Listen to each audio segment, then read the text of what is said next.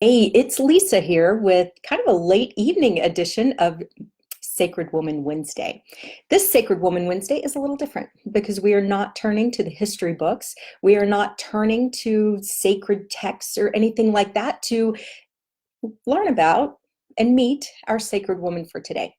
Instead, ladies, if you have a mirror nearby, I'm going to encourage you to look there because the sacred woman I want to talk about today is actually you. Now, I truly believe that every single one of us is sacred in our own way, and that every single woman on this planet is a sacred woman. Whether you believe that you've got some special stardust inside of you or a divine spark or whatever it is that you believe in, the idea that if we all come from the divine, that means that we are somehow sacred in our own right. But unfortunately, for many of us women, it's really easy to forget that. Sometimes, due to life, due to challenges we face, maybe mistakes that we made, experiences that we have, we lose sight of the idea of our own sacredness, that there is something special and sacred in every single one of us. But here's what I found, is that when we come back to the recognition, when we come back to the belief and trusting and actually being willing to observe the sacred in our own lives and the way that we can show up sacredly in the world and in the lives of others, things start to change. Talk about 3 ways that things actually change. Number 1, we stop being so damn hard on ourselves when we actually recognize our own divineness, our own divinity, our own sacredness. We stop giving the bully in our brain so much freaking power, and we actually take it a little bit easier on ourselves, recognizing that of course we will make mistakes. Of course there will be times that we fail. We are sacred, but we are also human. And part of our humanness is the opportunity to learn and to grow and to share those experiences and what we learn with others. It doesn't mean we have to be perfect. It just means that we have to be perfectly human, which means we're always on a path for growth. And when we can remember that we are actually a child of the divine or part of the divine or however we want to look at it, then we have an opportunity to actually have a little bit more grace and compassion toward ourselves. And that can be an incredibly powerful, powerful thing, and one of the greatest gifts that we can give to ourselves. And whatever the word you have for the creator, for the divine, for God, spirit, source, whatever, my guess is, however you envision the divine would hope that you have a little bit of compassion for yourself, that you can see that sacred quality inside you and choose to express in that way, because that's when we can actually be a vehicle for the divine here on this earth. Now, the second thing that tends to change when we start recognizing our own sacredness is that we start changing the way we allow other people to actually treat us. If we're going to stop being the bullies in our own brain, then we also stop allowing and stop standing for disrespect and unfortunate treatment from other people. We can still have compassion toward them, but we don't have to tolerate being treated in a way other than a way that would be honoring of the sacred. So we can be kinder and more compassionate to ourselves, and we can also begin to expect greater compassion and respect and kindness in the way others treat us as well. And the final thing I'd like to talk about today is that when we start recognizing our own sacredness, and this is for sacred women and sacred men too, guys, this can all apply to you, is that we start lifting other people up. We start lifting other women up instead of tearing them down. And this is an area where I think we've got so much opportunity and so much power to help shine a light and help other women recognize their own sacred divineness and their own sacred capacity and their own worthiness. It's really easy for us to forget that sometimes. And sometimes when we're not recognizing it in ourselves, we tend to be more willing to tear other people down. And that's just not necessary. So when we can acknowledge and recognize our own sacredness, our own divineness, then we have the opportunity to lift other people up, to help show them the way, to help light the path, to help be that guide, take the hand, walk the path with them, whatever it takes to be a friend and a companion in helping other people return and recognize their own sacredness as well. I'm going to tell you a little story, kind of a personal story. Last August, as I was journaling, oftentimes when I'm journaling, I'll ask questions and I kind of quiet the bully in my brain, the inner critic, open my heart and just kind of figure out, hey, God, what you got for me, right? And what I got was, hey, we're going to write a book together. It's going to be called Co-Create with Spirit, which is now changed to Courageous Co-Creation. I'm so excited about that. And got kind of the outline for the book.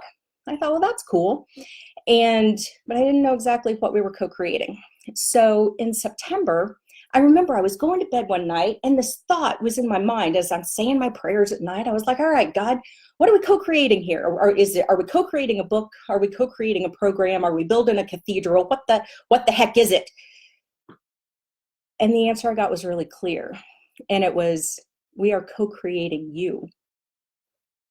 And my response was, oh shit, oh God, what? Yikes, that? And honestly, it kind of sent me into my own little panic attack, because out of all the things to think about trying to co-create with God, that was the thing, that freaked me out the most. And I didn't know why. And actually the next day I got on a plane and I was heading to Philadelphia. And while I was on the plane, couldn't move, I was right there. I was a captive audience. I started hearing that same voice in my head again. And the voice was, hey, do you know why you freaked out so bad when we said we're co-creating you? I said, nope. Why did I do that? I'm sure you're going to tell me. And the answer was, because you don't feel worthy of God's love. I was like, whoa. Now that hit me hard because it was true. For a whole lot of reasons, and something that I hadn't felt in a really long time. And part of it too is that I had this niggling thought in the back of my head that somehow I was letting God down.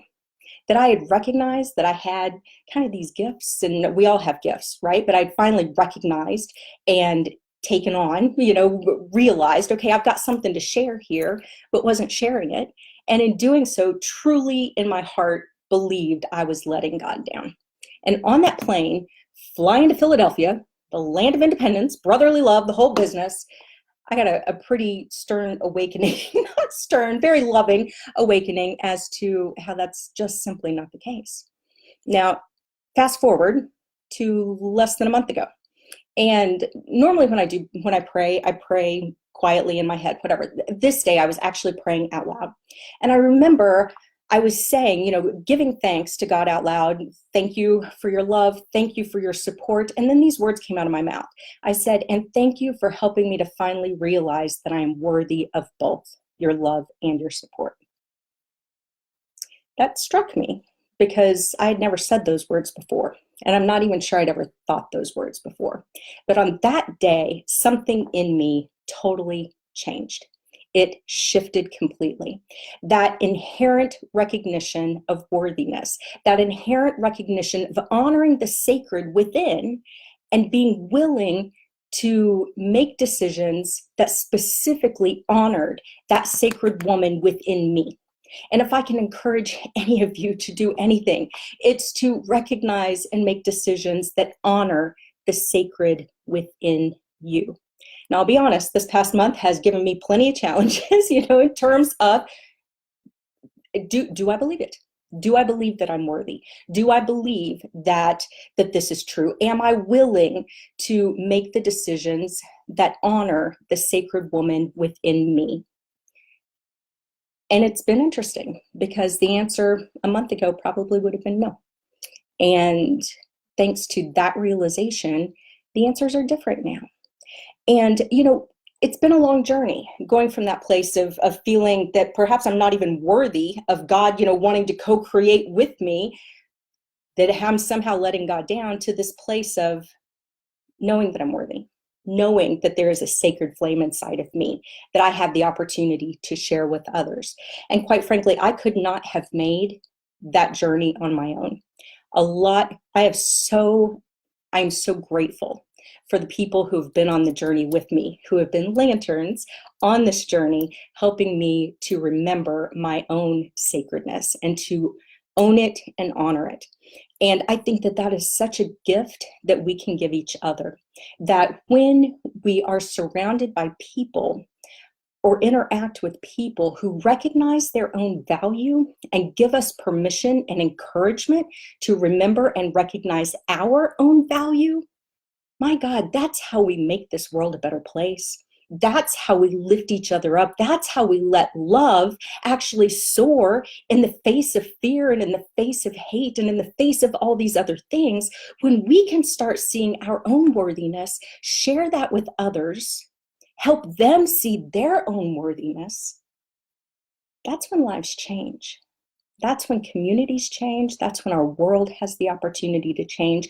That's when we make a difference on the most personal level and in the way that potentially it matters the most. Because truly, if we want to make a big change out there, we typically have to start by making a big change in here. And I know that that's been the case for me. I know it's been the case for me. And I've seen it be the case for other people too.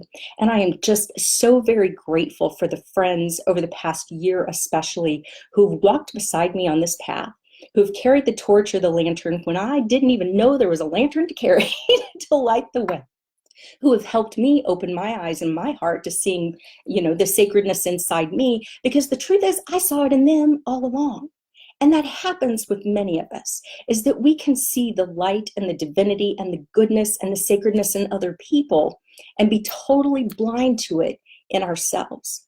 And that's why today I'm simply encouraging you, be willing to open your eyes to your own sacredness.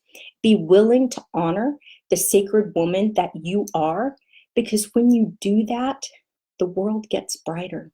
The world gets lighter. The people around you benefit, and good Lord, you benefit too.